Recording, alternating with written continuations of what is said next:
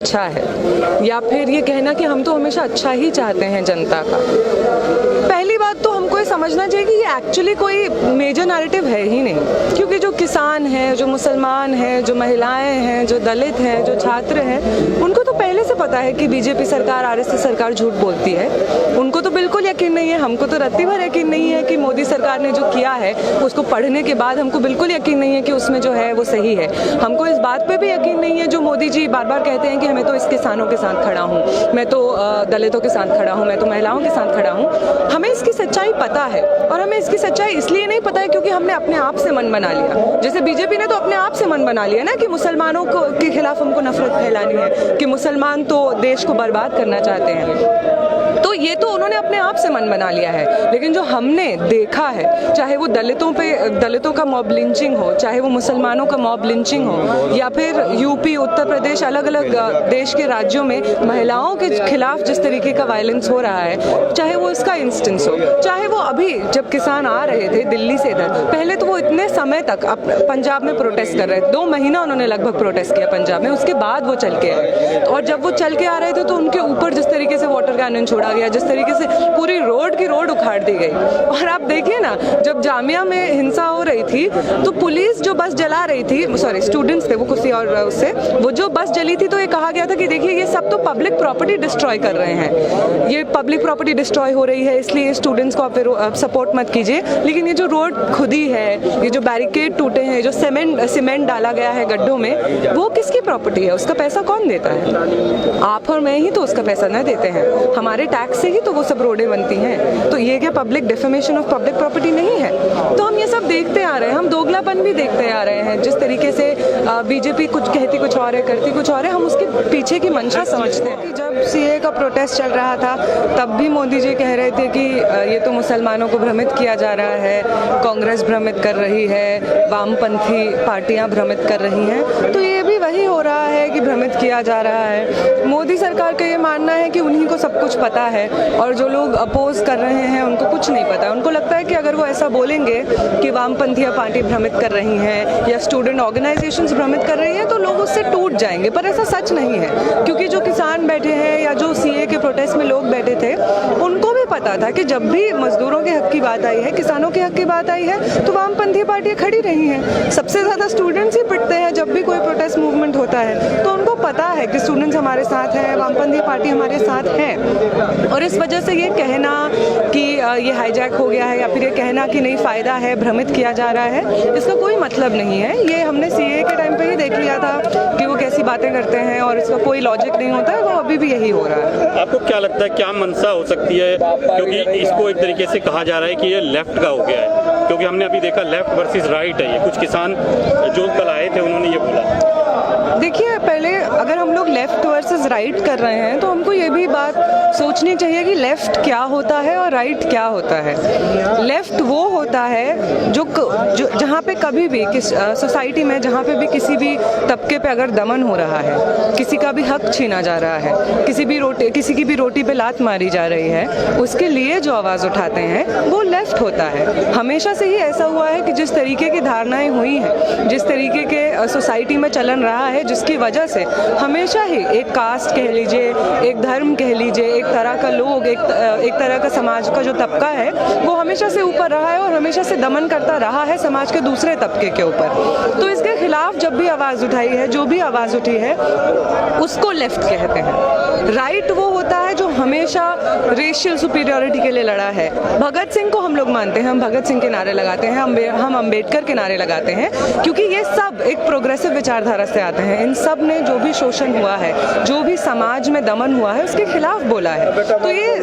तो ये सब इसीलिए हो पा रहा है क्योंकि लेफ्ट की आवाज़ कायम है। ये सब इसीलिए हो पा रहा है, लोग इसलिए इस पे बात कर पा रहे हैं क्योंकि लेफ्ट की आवाज़ इस वक्त मौजूद है। और मोदी जो है या जो भी तमाम भाजपा के नेता हैं, आरएसएस के नेता हैं, बजरंग दल के नेता हैं, वो लोग भी इस तरीके से इतना विचलित इसी वजह से हो रहे हैं, ज़बरदस्ती इसको खालिस्तानी कहने की कोशिश कर रहे हैं, माओविस्ट कहने की कोशिश कर रहे हैं। वो इसीलिए कहने की कोशिश कर रहे हैं क्योंकि वो डरते हैं, वो जानते हैं कि हमारा जो देश है उसमें लेफ्ट की आवाज़ बहुत मजबूत है। स्टूडेंट्स, मजदूर, किसान सब लोग एक दूसरे के साथ खड़े हैं, वो जानते हैं और इसलिए वो डरते हैं।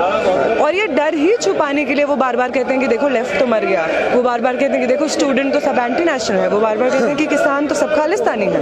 वो उनका डर है और ये डर जब तक है, ये डर प्रूफ है कि स्टूडेंट्स, किसान, मजदूर, महिलाएं, जितने भी समाज में दबे कुचले तबके हैं वो सब आवाज़ उठा रहे हैं और यही लेफ्ट है। और इस क्षत्रियों को ज़्यादा बच्चे पैदा करने चाहिए।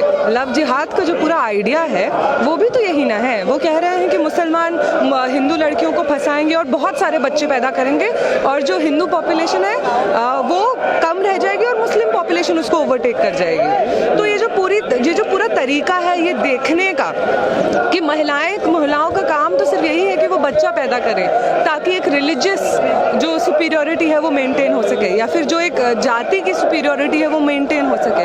तो ये सब तो बीजेपी, आरएसएस हमेशा से करते रहे हैं। वो जिन लोगों को मानते हैं, जिन लोगों का नारा लगाते हैं, वो सब लोग भी यही बातें करते हैं। वो हमेशा महिलाओं को दबाने की बात करते हैं और महिलाओं का इस्तेमाल करते हैं। जिन महिलाओं को वो कहते हैं कि हम इनकी रक्षा करेंगे या हम तो इनको बचा के रखेंगे, हम मुसलमानों से बचाएंगे, हम इंटर कास्ट मैरिजेस होने से बताएंगे, जो शूद्र हैं उनके साथ प्रेम नहीं होने देंगे, महिलाओं को घर में रखेंगे, उनको फ़ोन इस्तेमाल नहीं करने देंगे।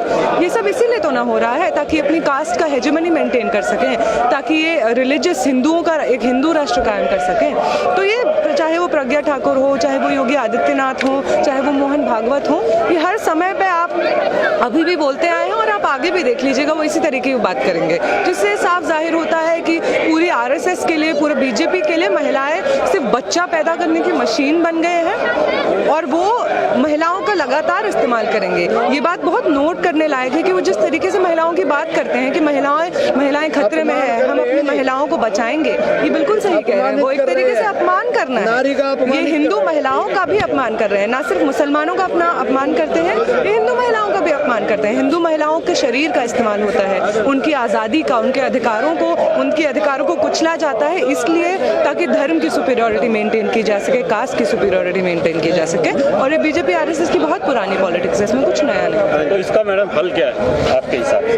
यही आंदोलन? देखिए, हल तो आपके सामने है। इतने सारे किसान आए हुए हैं, मैं बताऊंगा, और पूरी तैयारी के साथ आए हैं। यही हल है। सीए का जो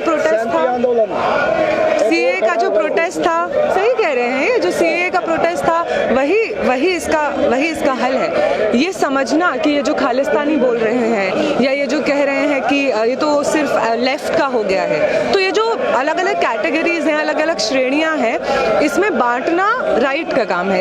इसमें बांटना, अलग अलग धर्मों में लोगों को बांटना, ये काम आरएसएस बीजेपी का है।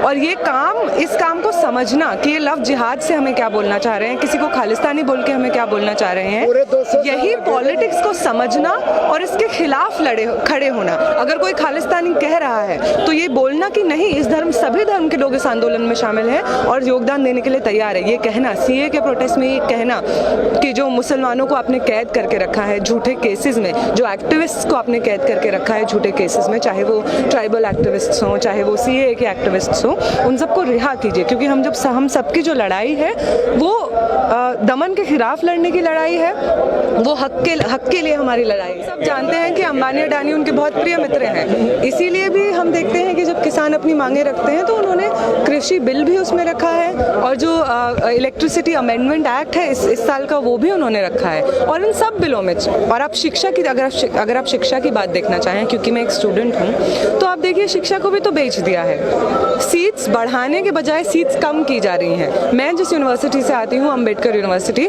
वहाँ पे तो आप बहुत हैरान होंगे ये बात देख के कि हमारी ना सिर्फ सीट्स पूरी तरीके से भर नहीं रही हैं, बल्कि हमारी रिजर्वेशन पॉलिसी चेंज की जा रही है। आरक्षण की जो नीति अभी तक चली आ रही है उसको बदला जा रहा है।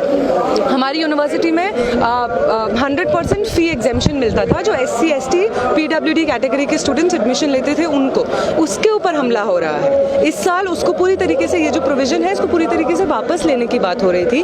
स्टूडेंट्स ने जब लगातार प्रोटेस्ट किया तो उसको वापस रखा है, लेकिन ये जो रिजर्वेशन पॉलिसी है इसको बदल दिया गया है। हमारी यूनिवर्सिटी में ये कहा जा रहा है कि जो रिजर्वेशन जिनको अगर आप दिल्ली के अंडर अगर आप SC और ST कैटेगरी में रिजर्वेशन चाहते हैं, चाहे भले ही आपने दिल्ली यूनिवर्सिटी से अपना ग्रेजुएशन किया हो, तो आपको जो SC और ST का सर्टिफिकेट है वो दिल्ली से हासिल करना पड़ेगा। आप बताइए जो असम में एक शेड्यूल ट्राइब से स्टूडेंट बिलोंग करते हैं वो कहाँ से आपको एक शेड्यूल ट्राइब का कास्ट सर्टिफिकेट ला के देंगे दिल्ली से? कितनी मुश्किल की बात है। और अभी जब एडमिशन्स चल रहे हैं तो हम देख रहे हैं कितनी भयानक तरीके से स्टूडेंट्स परेशान हो गए हैं, एक के बाद हमको कॉल कर रहे हैं। मैं आईसा में हूँ तो हम लोगों ने एक हेल्प डेस्क भी लगाया है, हमेशा लगाते हैं जब भी एडमिशन्स होते हैं, और हमको हर रोज़ इस वक्त भी अगर आपको मैं अपना फ़ोन खोल के दिखाऊंगी तो 3-4 मैसेजेस होंगे जिसमें स्टूडेंट्स ये लिख रहे हैं कि हम कहाँ से अपना कास्ट सर्टिफिकेट लेके आए दिल्ली से। दिल्ली की अथॉरिटीज़ क्यों साइन करेंगी हमारा कास्ट सर्टिफिकेट जबकि हम उत्तर प्रदेश के हैं, बिहार के हैं, केरला के हैं। तो ये सब चल रहा है। जिस तरीके से यूनिवर्सिटीज़, आपको पता होगा GB पंत एक इंजीनियरिंग कॉलेज है,